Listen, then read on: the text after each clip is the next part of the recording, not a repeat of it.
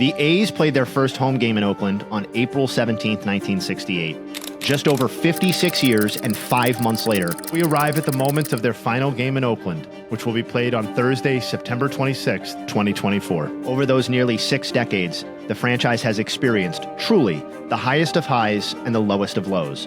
While the 1968 debut season in Oakland may have resulted in a last-place finish, it didn't take long for the A's to find success in the Bay Area. The impact of their arrival was felt immediately. In 1968, Jim "Catfish" Hunter threw a perfect game. The next season, Vida Blue would make his debut and throw a no-hitter, and Reggie Jackson would establish himself as a star. There's a long drive. That one is going way up. It is off the roof. By 1971, the team had won its first division crown in Oakland and delivered the first 100-win season for the franchise in 40 years. Vida Blue would win the Cy Young and the MVP that season at 21 years old. And by 1972, just 4 years after arriving in Oakland, what would then be known as the Swingin' A's would win the first of 3 straight World Series championships from 1972 to 74. Oakland has won the 1972 World Series. The team would go to 5 straight league championship series during the 5-season stretch from 71 to 75. The A's were an instant success. What stood out above all else? The 1972 to 74 A's are one of 4 instances of a team winning 3 or more consecutive World Series. Oakland is the only franchise other than the Yankees to accomplish a three-peat. Vida Blue became the second pitcher in AL history at the time to win both the MVP and the Cy Young, and to this day he remains the youngest player ever to win the MVP award. He went 24-8 with a 1.82 ERA that season, with 24 complete games and 8 shutouts.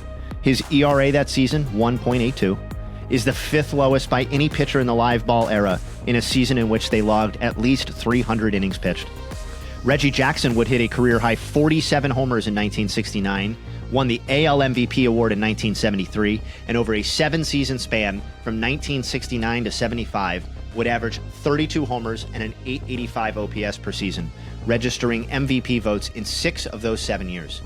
He would lead the AL in homers over that 7-year stretch, while also being one of only 2 players in Major League Baseball to rack up 200 or more homers and 100 or more stolen bases. His 189 OPS plus in 1969 is to this day tied for the second best season by any player in Oakland A's history.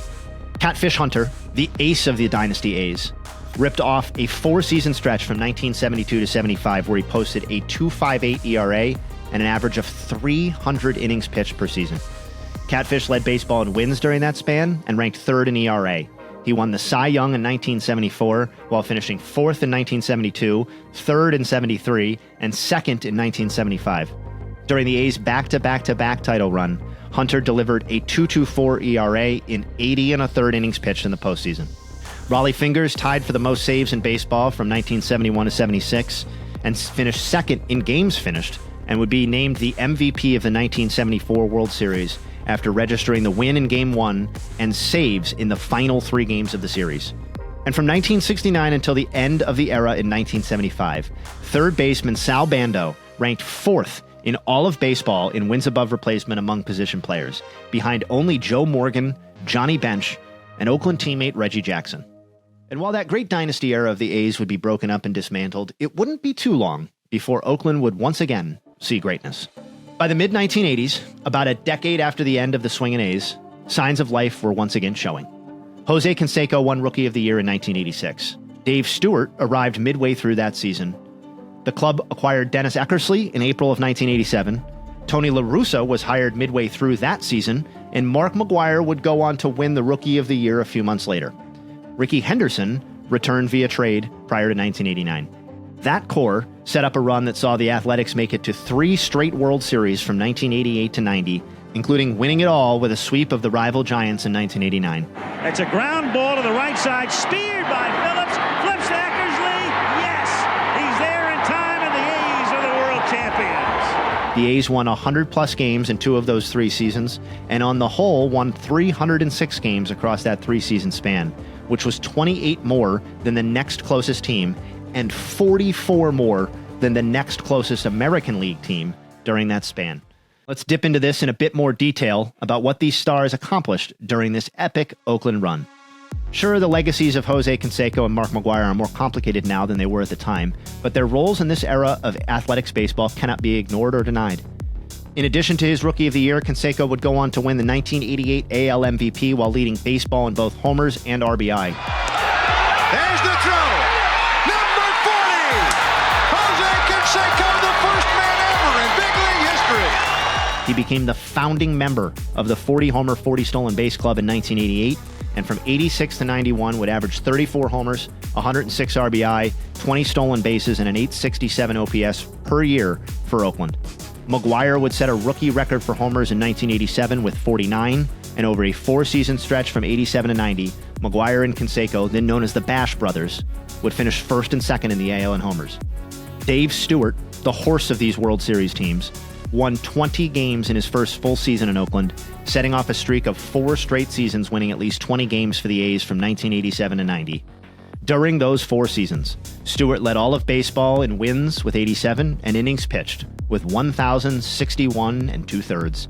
And, perhaps most importantly, Stewart compiled a cumulative 2.23 ERA across 12 starts for Oakland during the postseason runs of 1988, 1989, and 1990, including being the winning pitcher in both Games 1 and 3 of the 1989 World Series the A's would go on to win, while being named World Series MVP. Dennis Eckersley redefined the closer role upon arrival in Oakland, leading baseball in saves in 1988 with 45 while finishing second in the Cy Young and 5th in the MVP vote, and winning the ALCS MVP that season. Eckersley would go on to post a cumulative 1.50 ERA and an MLB-leading 126 saves across the 1988 to 90 seasons.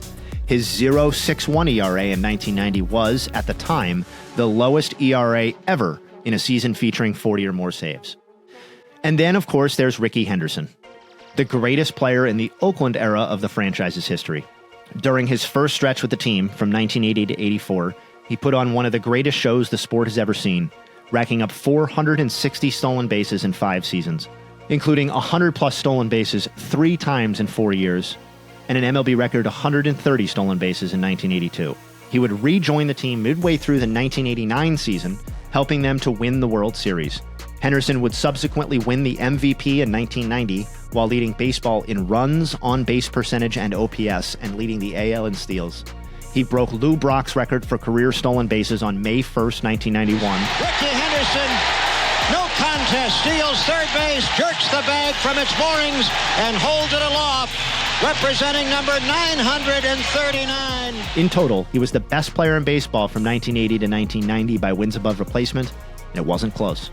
The A's would make the ALCS once more in 1992 before embarking on another teardown rebuild that would last until the next great era of athletics baseball that would emerge at the turn of the century. While the Moneyball A's have become more known in popular culture than they are as a baseball team at this point, it would be foolish to overlook what was accomplished on the field during that era. Hedberg is bobbed at home plate. The A's would go to the postseason 4 straight years from 2000 to 2003, the first time since the dynastic run of the 1970s that the team made the postseason in 4 straight years, and the only time it's happened since.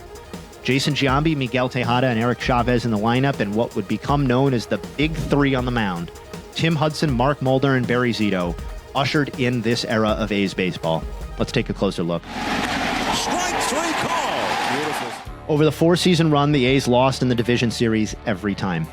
But they won the second most games in all of baseball, just 1 game behind the Seattle Mariners. They won 20 straight games at one point in 2002. So no, the payoff of this era may not have been the World Series championship, but the standout accomplishments are nevertheless eye-popping. Jason Giambi was the first piece in place of this new era and was doing good work during the mid-1990s before the arrival of some help.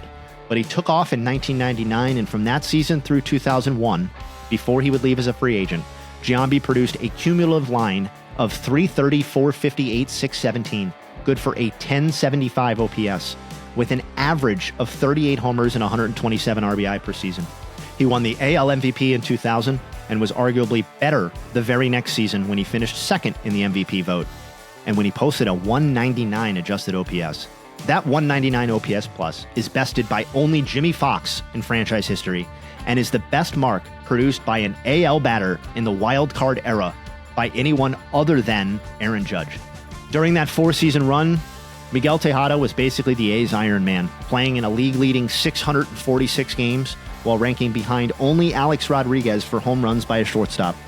Tejada would win the AL MVP with the A's in 2002, thanks to 34 homers and 131 RBI, his third straight season with 30 and 100. Tejada is one of 3 shortstops in baseball history to produce 3 straight seasons with 30 and 100, along with A-Rod and Ernie Banks. From 2000 to 2004, Eric Chavez was known as one of the standards defensively at the hot corner and was potent with the bat, too. He averaged 30 homers and an .870 OPS over that span, at one point winning 6 straight Gold Gloves as a member of the A's and receiving MVP votes in 4 straight years. From 2001 to 2005, Chavez ranked 3rd among all AL position players in F-WAR, behind only A-Rod and Ichiro Suzuki. In 2000, Tim Hudson would lead the AL in wins while finishing 2nd in the Cy Young vote. From 2000 to 2004, before leaving via trade, Hudson averaged 221 innings and a 3.31 ERA per season. In 2001, Mark Mulder led the AL in wins with 21, led baseball with 4 shutouts, and once again finished 2nd in the AL Cy Young vote. From 2001 to 2003, Mulder posted a 3.36 ERA and 208 innings pitched per season. Barry Zito would actually win the Cy Young in 2002 thanks to a pristine 23-5 record and a 2.75 ERA. During the crucial stretch of the A's run from 2001 to 2003, Zito averaged a 3.17 ERA and 225 innings pitched per season. That is one. Eric Chavez will make it a double play to get Zito out of the game and get him his complete game. Starting in 2004, the franchise would make the postseason just one time in the next 8 seasons. The organization would experience 2 mini resurgences after the Moneyball era. They made the postseason 3 straight years from 2012 to 2014. Smith to third, up the ball, bobbled and ran by Garcia, and the A's have won it. And then again in 3 straight years from 2018 to 20. No shortage of meaningful and outstanding players contributed from 2012 to 20, including but not limited to Josh Donaldson, Chris Davis, Marcus Semien, Matt Chapman, Matt Olson, and pitchers such as Sonny Gray and Chris Bassett.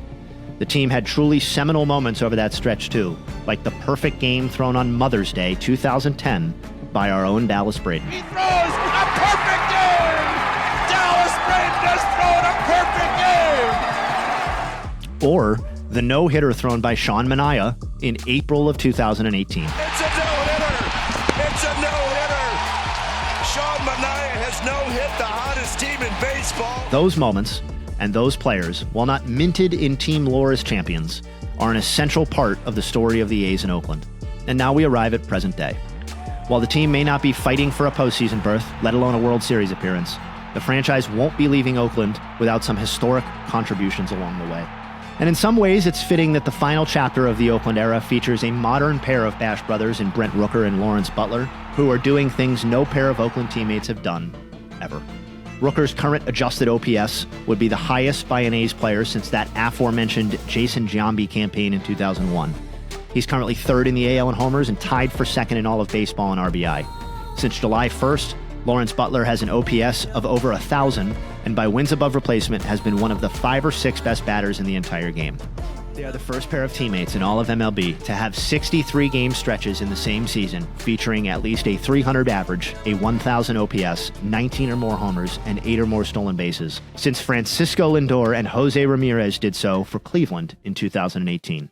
The story of the A's in Oakland would not be complete, of course, without mentioning Carney Lansford, or Walt Weiss, Billy Beane, Dan Herron, or Bobby Crosby, Blue Moon Odom, Brett Anderson, Trevor Cahill, Houston Street, and Rich Harden, Ray Fosse, Sean Doolittle, Gio Gonzalez, Nick Swisher, Mark Kotze, and Joe Blanton, Andrew Bailey, Landon Powell, Kurt Suzuki, Mark Canha, Joe Rudy, Dave Henderson, and Liam Hendricks, Jed Lowry and Stephen Piscotty, Paulie Punch himself, Bert Campaneris, Gene Tennis, Ken Holtzman, JJ Ledede Bebe, Bob Melvin, and of course Bob Guerin, and many more. For the tremendous fans in the Oakland area and those that have supported the team from afar, this chapter of the Athletics is nearly over. We won't be adding any names to that list or World Series trophies to the case, but that's all the more reason to keep telling the story of the Oakland Athletics and the never-to-be-forgotten legends who made all of these memories possible.